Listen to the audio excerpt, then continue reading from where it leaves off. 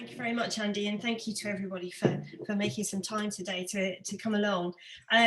So yeah, values is kind of my thing. It's the hook on which I've hung my hat and my coat and my scarf and my gloves and everything that I've got for the last 15 years. And it is something that I feel, to an extent, that the deeper I get into it, the less I understand it all, which is maybe a good thing in a way. So just before I then kind of like get into a thing, I've asked Andy to do me a poll. I'm going to use the same poll at the beginning and at the end, and it just gives me an idea of kind of where we're at as a group. So Andy, could we have our poll and see where we're at? It's really, really quick, ever so simple. So if somebody put you on the spot right now and asked you to explain values, how would you be about it? Would you be totally cool because you've got it? Slightly flustered, because I mean, it's a bit difficult, right? Rather alarmed, because you never said you knew about it, or actually just more inclined to go and put the kettle on? How are you feeling at the moment?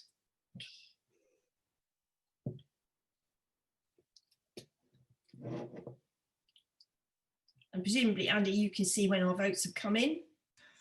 So I think the irony of this, Jackie, is that it's because I'm playing host, you get to vote and I don't. So, so how do you feel? Do you feel totally cool? You've got this. I'll click totally cool. It's just a bit sad if I don't. Okay, we've got, I think, one more person to vote. It's anonymous and confidential. All done. So if I hit end, and can you all see those results? No. Oh, yes.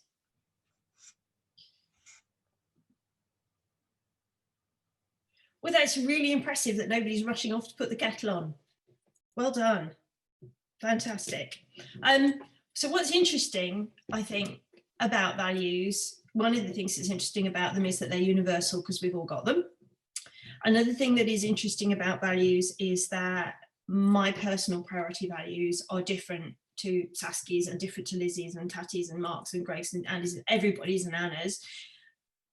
Because values, the way that I work with them, because you'll see different people say different things, but because values exist in a dynamic relationship with our underpinning worldview, so that is the things we believe about the world, our personal truths, because we need a mental model of the world. The world is too big and too complex, and there is not enough time for us to kind of take it at face value every day. We can't do it all from scratch every day. We need some rules of thumb. We need some ways in which we understand what the world is and how to go through it. So that's our worldview. And then we have our lived experiences. So we have a theory about the world. So pre-COVID, if somebody had said, Jackie, can you come and deliver a seminar in Manchester? And I lived just outside Crewe, I would say to myself, the best way to do this is to go on the train, because the M62 is a nightmare and getting onto the M6 can be a nightmare, and for all these reasons, the train is the best bet. And that's what I would do in order to arrive on time to do my webinar. So that's my worldview. I have a belief about the nature of traffic and why I would take a train. If my lived experience was that all of the trains got cancelled and I never got there, the next time I had to go to Manchester, I might reform my worldview. I might change my belief to say, whilst I really love trains and I don't want to damage the environment, if I want to be sure of getting there on time, I'm just going to have to go really, really early in the car, because then at least I've got autonomy over it. So we have lived experience, we have a worldview, and they kind of mediate with one another through the lens of values. What matters most to us, given the outcome that we're seeking? So that's kind of a very kind of sort of plain English, practical conceptualization of values, if you like. Can I ask people if they wouldn't mind either, because there's not very many of us actually, so we don't really need to use the chat box. So given that everybody kind of feels like they would have a bit of a go at explaining what values are, what would you say values are? I've just given you a very kind of practical, non-academic description, but if somebody put you on the spot and said, so what are values then? What might you be likely to say to them? I'm curious.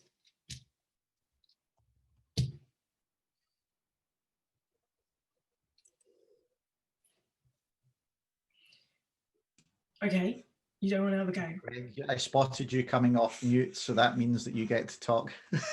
Who's that? Sorry, Andy. Oh.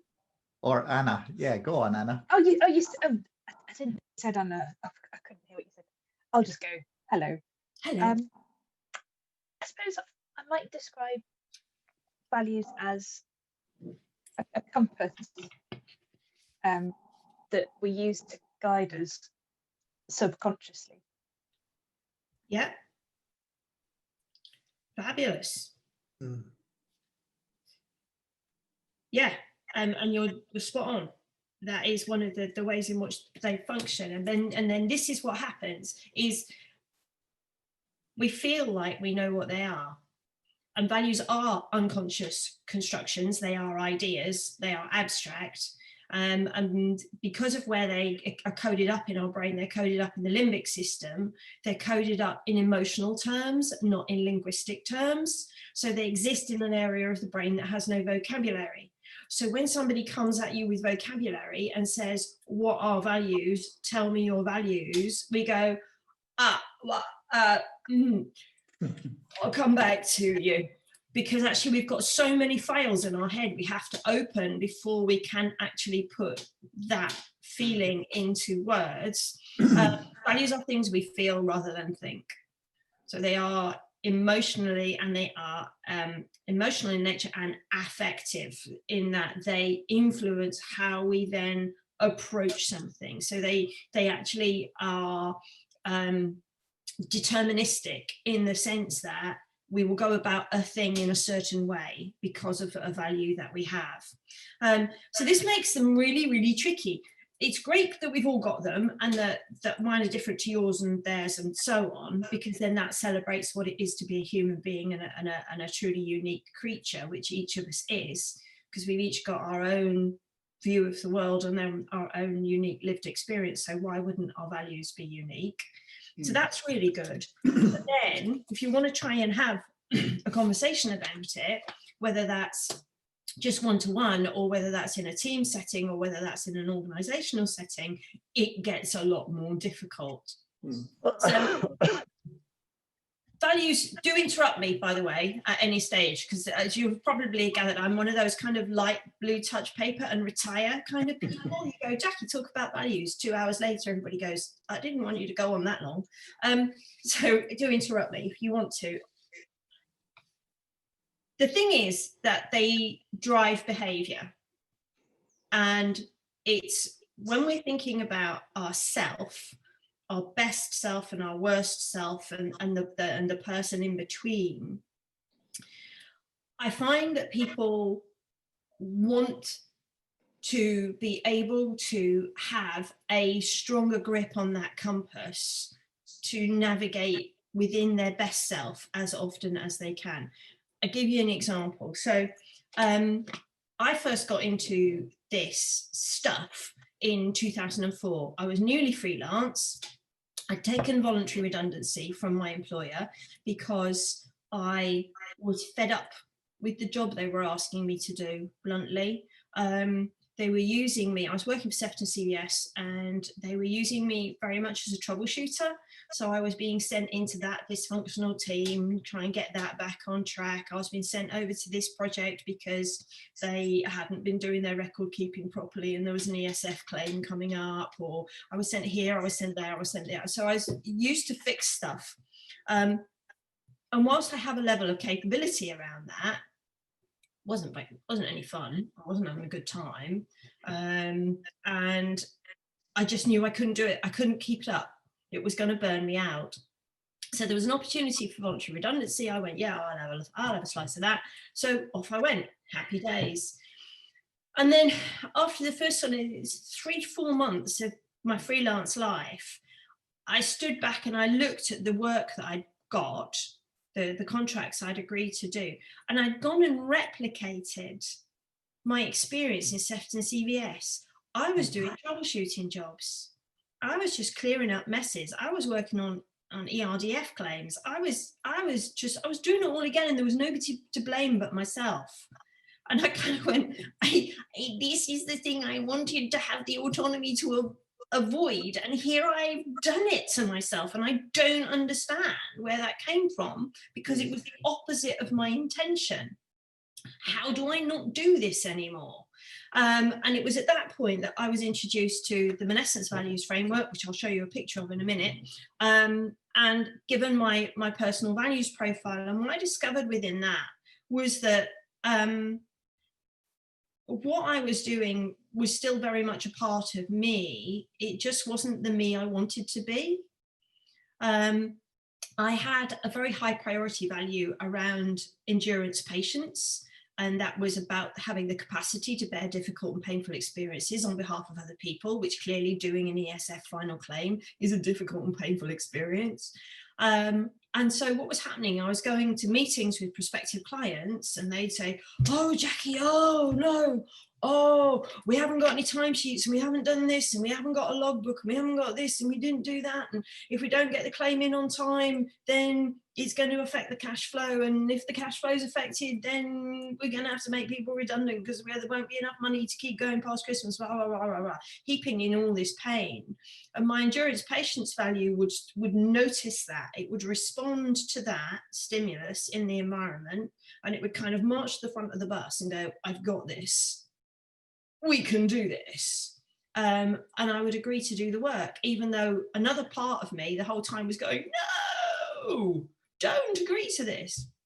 So when I saw my values profile for the first time, I was able to go, that's where that bit comes from. And then over here, there's a different bit. I would like to live more. That's where I feel my best self is. So how do I learn to go over there? And it was that literal flexibility with no loss of authenticity. It was all me. It was all there. It was a good picture of my internal resources, if you like, what I had access to as energy to solve problems, to overcome challenges, to achieve goals, whatever it had to be.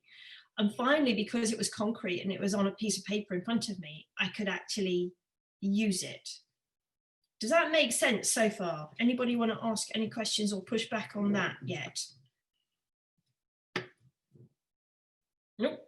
Ooh, okay. Not to push back, but just to note the point about sources of energy feels really useful to me. That's one of the things I've taken from our conversations about value, Jackie, is regarding them as sort of energizing things. I find really helpful, particularly when it comes to thinking about if I'm at a low ebb or if I'm seeing others aren't kind of getting behind something I'd expected them to. So it's a side note, really. Absolutely, absolutely. And that's one of the really interesting things about them is their energetic nature. So they're emotionally rich, energy laden ideas. They are things which get us moving or get us to dig our heels in and resist. There's lots of values out there. Different models have different numbers of values and they call them different things and all of that sort of thing. But there's a rich tapestry of values that people can draw upon. A friend of mine who works in this field, he says one of the ways to think about your values is as a well. And it's about where you can throw your bucket in to get resources back up. And so you need to, one of the ways that he encourages people to think is to think carefully about which well they want to throw a bucket in. So if you're low on energy and you want to find it from within, sort of get that intrinsic motivation engine turning again, think carefully about which well you throw your bucket in, because different ones will have different impacts in terms of how you will then interact with the opportunity that you have in front of you. So I'm going to share the screen to show you this, this framework, because then it will become more intelligible, I think, rather than me just talking about it. So Annie's going to have to give me permission to share my screen. I think I've just done that, Jackie. Try again. Let's try again. Yay! Okay. Let's go desktop and let's bring this over here.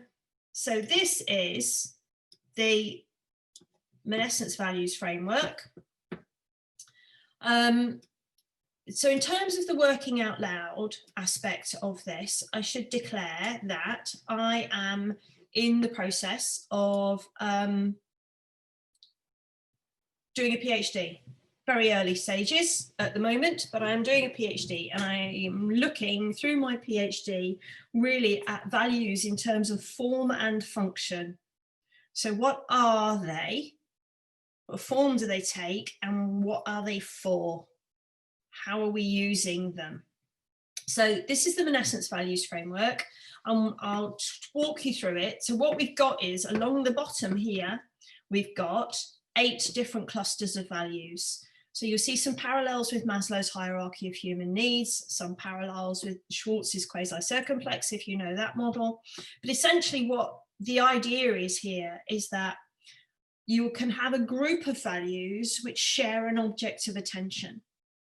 So in this first column, self-preservation, these values are values which are about protecting ourselves from physical harm. The next cluster across is security, which is about being able to feel safe, to not only be protected from harm, but also to feel safe. And then it becomes about in-group relationships. So not the world and his dog, but the people who matter most to me.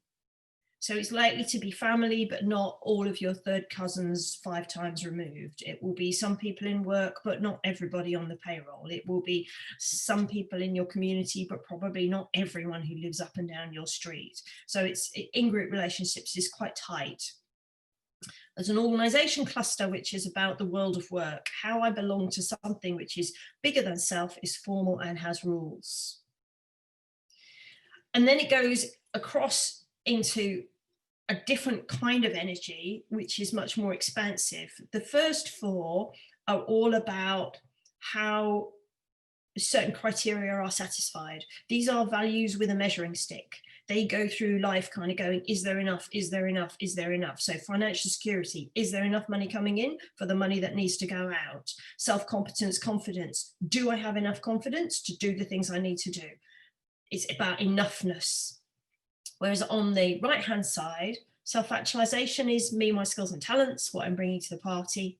Emerging order is how we take the world of work and do things with it that enable it to be more humane in how it works. So it plays to what it is to be human rather than fights against it.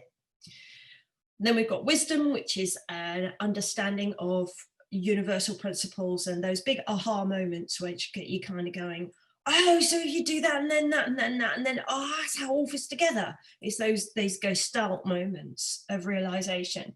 And then global transformation, which is about the world as a great big interconnected system. And it's more about responsibilities than it is about rights. It's about what we have a duty to do, what our personal power is, and how we enact that for the globe. So that's the basic thing.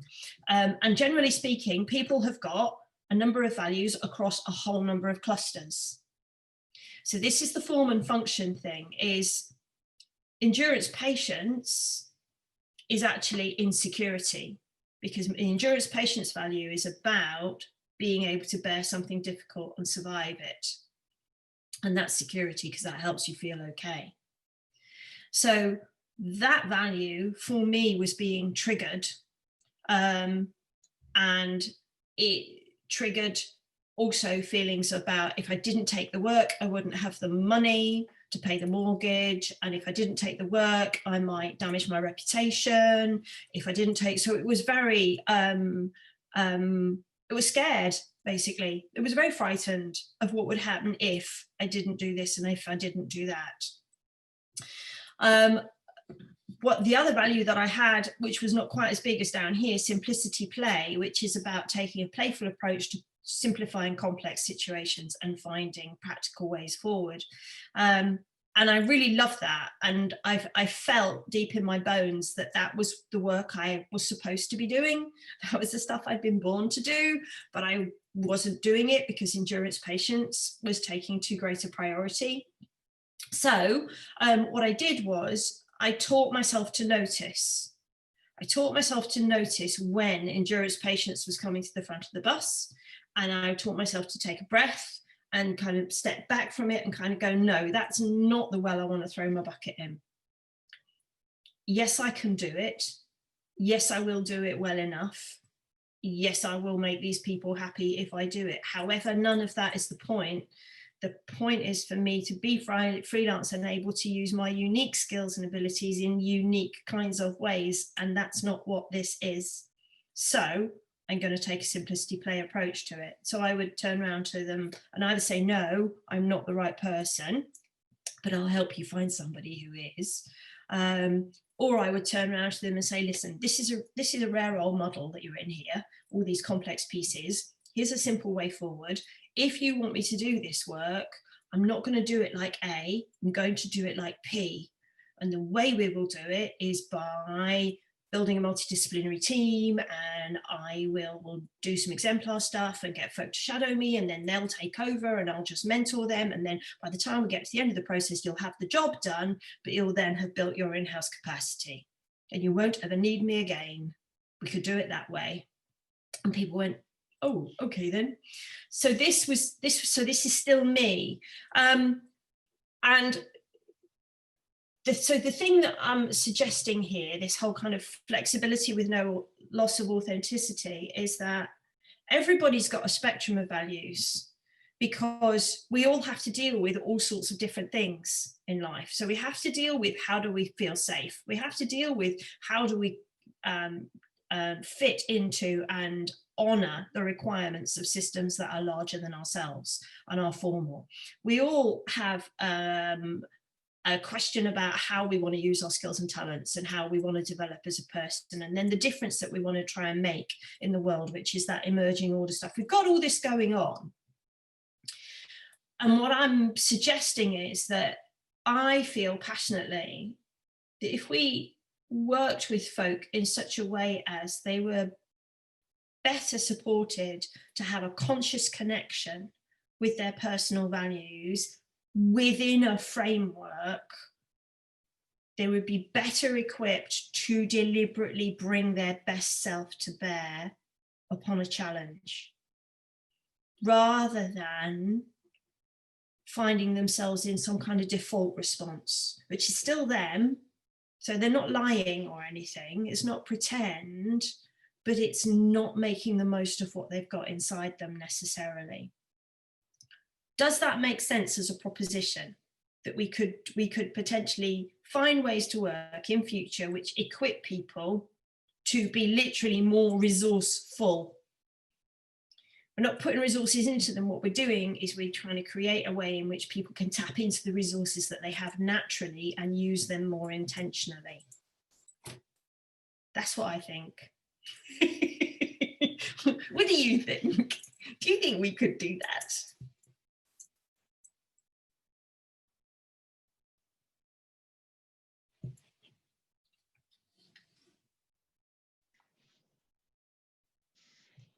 Can I share something?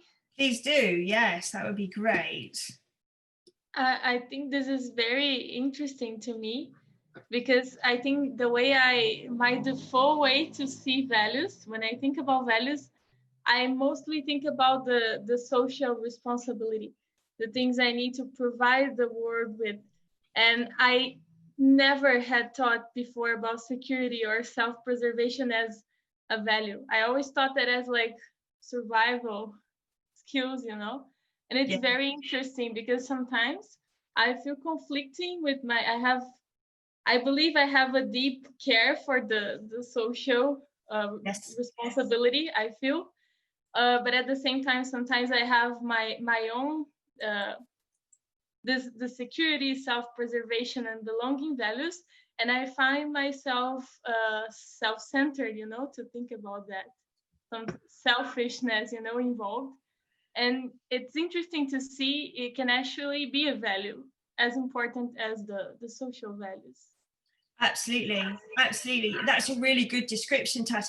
And we can be tempted to be really quite hard on ourselves, to actually become quite self-critical and go, well, you know, I really let myself down there. I should have been in there with lots of creative suggestions and this and that and the other, and done all that. And actually what I ended up doing was just kind of saying, yeah, all right, we can do it like that, because that kept the peace, and that seemed to be what people wanted to do. And I just thought, well, it matters to me that people feel like I respect what they've said, so I'm not going to fight it.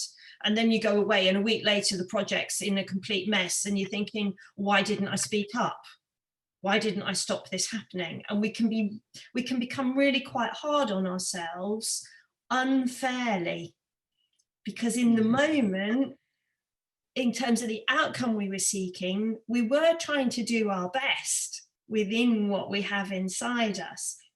And this is where it's been my personal experience, and certainly what I've observed from folk who I've had the opportunity to work with values with them, is when folk can see what their own particular range of values is, it just becomes that bit easier to spot something and kind of go, oh, I know why I now feel like that's what I want to do. But experience has taught me later I will be disappointed with myself if I do that. So instead, I shall try this. And we feel stronger to try and do something different, try something different in the moment.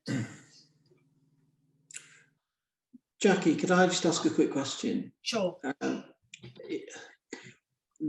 trying to articulate this without it turning into a monologue, but I'm wondering whether or not this range of, everyone has a range of values across this continuum, and at various different points in our lives, we might find ourselves plumbing more of them than others, or coveting the ones that we know we've got within us that we're not really deploying for whatever reason right now. Yeah. And I suppose what I'm getting at is, I'm looking at this at the moment in almost like a diagnostic sense, and I don't know if that's its intention or if that's the right thing to do, but to my mind, it certainly in terms of my own filter here, it feels like I'm looking at these, and I have this on my office wall. I love it, but I've never really fully understood it, which is why it's on the office wall, so keep glaring at it. And what I'm finding is that I'm plumbing more of the stuff on the left right now because of the situation I find myself in, and it feels rubbish. And that's just, I know that, and I kind of, this helps me understand there's a relationship. Whereas when I reflect on when did you feel better, and what were you doing, and what values were sort of lit up and active, and it was more of the ones on the right. Wouldn't it be good if I could actually get back to making sense of all those complex things in a way that helps other people to perhaps understand stuff? That was rewarding, as opposed to I'm churning out a piece of work here which I know needs doing, but you know what, it's so dry and it's not me, and I can do it. It doesn't mean I should be doing it. So it's interesting. So much of what you say resonates. I mean, it's not a whinge. It's more about trying to understand my current state of mind and using values so that I can do something about it. And I think, is this ever used in that sort of diagnostic way, or is it more? Does it have a different role? I think that it can be used diagnostically. That's not what it was designed for in the beginning, and that's partly one of the bees that I have in my bonnet for the PhD. I think it would be much better if there was something a little bit more responsive to circumstance, so it could be used diagnostically. Now, the thing to say here is that these worldviews here, alien, threatened, family, social, organizational worldview points, they all come from satiable values, which are these measuring stick values, and they are very alert to injury, insult, or deficiency.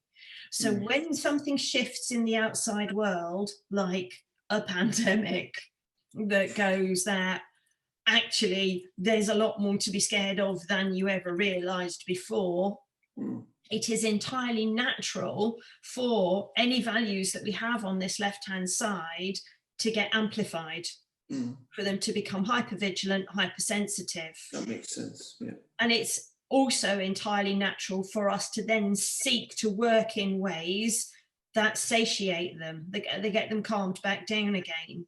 And this is something that happens, and I see it in workplaces a lot. I see, sometimes I'm asked to go and work with a manager and a team, and I'm asked to go and work because everybody's kind of going, see this manager, we love them. Most of the time we love them. They're really facilitative, they're really generous, they take time to listen, they're prepared to experiment, they'll do it. And so what they're describing is a lot of stuff happening over here in self-actualization, emerging order. But you put that person under stress and they will start doing this, more of the organization, because we go back to the stuff we are most rehearsed in. So the values on the left-hand side often get characterized as foundation values. We've held them for longer than any of the others, and they're the ones that have helped us get going in adult life. So our values probably start to really take form in our late teens and early 20s, because as we come out of being a kid and we have to learn how to be a grown-up, we are asking ourselves, what does it take to be a grown-up? How am I going to be safe? How am I going to be accepted? What's the price of belonging when I'm no longer automatically admitted because I'm a student, I'm a child, what is the price of belonging, and how do I keep my nose clean in that bigger than self thing, which is those belonging and organizational values. And then they stick around as kind of legacies as we then go on through the rest of our career and start to then get a better sense of our skills and talents and the kind of contribution that we want to make. But put under stress or put into a threatening environment, we will revisit the foundation values. So if you think about like ancient green lanes and how deep they are below the surrounding soil level, it's like that with neural pathways. The more we've used a value, the deeper the track it has in our brain and the quicker it can turn on. And that's what I mean about default mode. We need to be kind to ourselves and just get better at noticing. And sometimes the default mode will be the best solution for the situation. But sometimes we have other options. And if we can catch ourselves and notice it and then deliberately go somewhere else within our values framework, we stand a chance of tailoring how we do what we do to better suit our aspirations and our ambitions. So everybody's going through this for a bit, at least at the moment. And one of the things that I say to folk is, if this is your best self, say, over in self-actualizing and emerging order, but you find yourself being increasingly more organizational orientated, one of the things you can do is explain to those around you why you're working in the way that you're working. And if you want to, so this is what we ended up doing with this manager and the team, was we did the values profile with the manager, and they were able to go, oh, right, okay, now I see why efficiency really matters to me in the last week of every month, because that's when we have to do the claim returns, and if they are not done on time to standard, everything goes pear-shaped. And the other 3 weeks of the month, I can be as laissez-faire as everybody likes. I get where it's coming from. They then said to the team, look, this is where I'm coming from, and that's why I'm like that then. And then the team went, oh, right, okay, we get it now. It's that Viktor Frankl, if I have a why, I can cope with the what.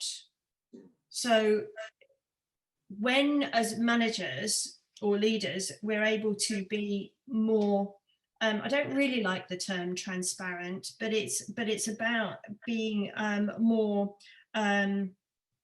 specific and more rounded in our explanation to folk about why we do what we do in the way that we do it, and then able to ask them for help potentially and say, so if you start hearing me say all that stuff that I say when I go off on one of my efficiency kicks and it's not really necessary, can you just say, oh boss, do we really need to do it like that? And then I can go, oh, I'm doing that thing again, aren't I? Right, okay, no, let's go over here and do it like that instead. So sometimes it can be about actually using the framework to recruit other people to enable us and support us in doing the best stuff in the best way. But I'm seeing a lot of folk who are working far more on the left-hand side than they want to at the moment. Yeah, I would agree. I think that's been a consequence of certainly where I am in a large local authority, of a lot of people at all levels, people that are working directly with citizens are currently focusing more on, I guess the values are making them stop do things, whereas when we're in a more confident situation or a positive situation, they're much more interested in the art of the possible and what we might do, and that's been quite an interesting change.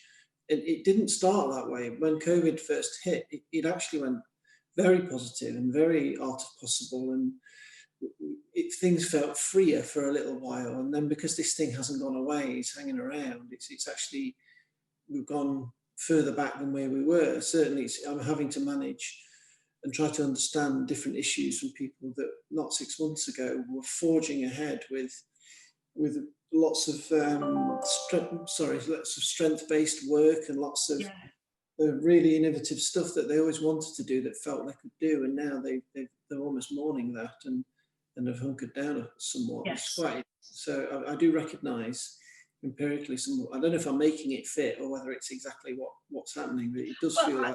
Yeah, I think it's a really useful lens for trying to make sense of the things that we're noticing.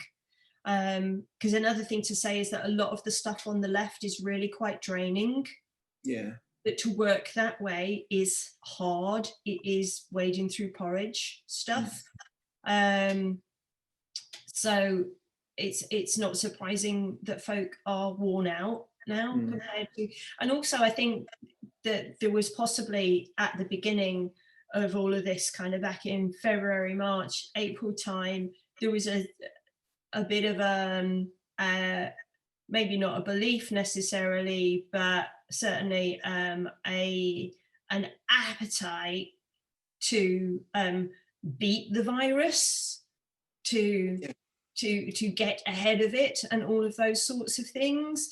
And this is, I've talked to Saskia and Andy about this a bit in the past, but this is one of the consequences of the overuse of war metaphors in the reporting. Is it creates a context in which we are all waiting for the heroes and heroines to rescue us, because a war metaphor actually casts us as powerless in the face of the enemy to a large extent, whereas there are other metaphors that could be used which are much more enabling. So we've got a host of things that are stacking up against us being able to be our best selves at the moment,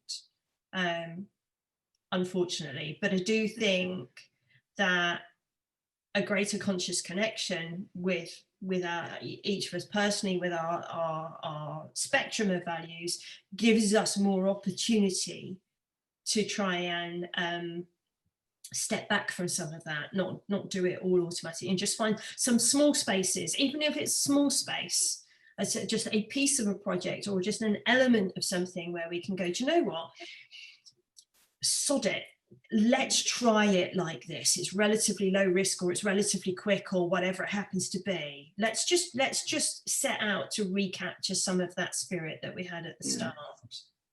Let's just try it. Because the other thing that we're up against, particularly, Mark, you're saying folk who are working with citizens, is because we're human beings, we have a lot of mirror neurons, and what we do when we're presented with somebody in a given emotional state is replicate that state inside of ourselves to mirror it back. And so that then doubles down on how hard it is to be in the abundant and expansive space. So it's about supporting people to cultivate the ability to do empathic listening without becoming then dragged into the deep dark hole that poor person is experiencing. because once we get into the deep dark hole with them, then the only values we can think about are security and belonging values. Nothing else is really on the landscape. I'm just trying to relate this to one of the most telling episodes for me during COVID. One of our local community leaders is massively involved in sport. He was a GB under 21 coach by the time he was 21 himself. He's massively involved in the local football club and youth sport there. He's head of the local canoe club. And his day job, he ended up being responsible for, jointly responsible for handling the COVID situation in North Kirklees. And you might recall that that was one of the early hotspots. It was when the rest of the country was handling it reasonably well. North Kirklees was always on the maps as a real problem area. And up until COVID, if you'd asked me to point to somebody with exemplary values, I would have gone to this guy. He was my daughter's role model in a lot of things, very, very influential. And at one point in the midst of things, I remember him coming and saying, right, we're basically, all the research is showing people divide into 3 camps. There's the people who want us to tell them what to do. They're scared, they need support. And basically what he was saying is we need to simplify the world for them rather than help them navigate a complex reality. So basically he was patronizing them all. And then he said the next third is all the people who aren't seeing it like that, but when we sit them down and talk to them and educate them, they see it and they join the first group. So he's been even more patronizing about that group than he was about the first group. And then the third group was the people who are selfish, who don't care. So he wasn't even prepared to dignify their view or outlook on anything in the universe because they wouldn't fit into the box of being patronized. Blimey. And as I listened to that, it changed the way I started noticing things in a lot of the broadcasting and the news and, listening to the Today program and everything else. And all of a sudden, shades of that worldview started to become visible. It surfaced that set of values in everything else. And I think it's a fairly accurate way, I think, of looking at how Matt Hancock is looking at the world. It's basically just patronizing the entire population. And to me, his actions there spoke of real values. And whatever values there was no way that he was seeing himself through that lens. No.